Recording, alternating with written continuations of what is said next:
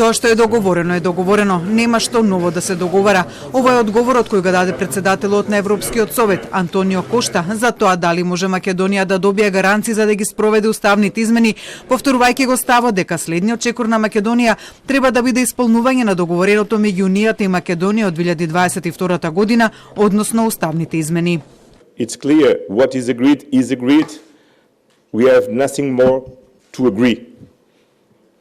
And now we need to deliver what we have agreed, and there are no more room to ask, nothing more to agree.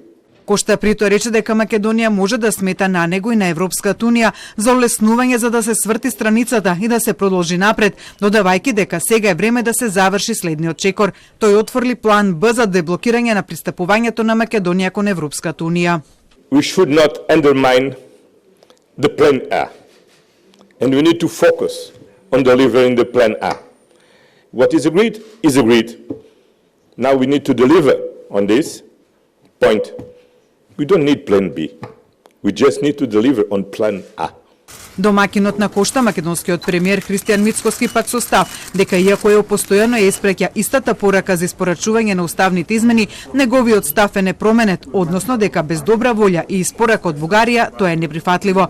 Мицкоски притоа остави простор за директни разговори со Бугарија за изнаоѓање на решение, но на неутрален терен во Брисел. Јас сум подготвен во било кое време и таа подготвеност му ја пренесов на председателот Кошта да дојдам во Брисел, дали во негово присуство на председателката фон дер Лајен, во било кое присуство да седиме да разговараме било кога и било колку да треба за да дојдеме до заедничко решение како и двете страни да испорачат. Тој можноста за напуштање на барањето за уставни измени со одложено дејство и барање на друго креативно толкување на преговарачката рамка, како што вчера како можност го постави председателката Гордана Силјановска-Давкова, Мицкоски со одговор дека евроинтегративниот пат треба да се темели на вредности, а не на билатерални прашања.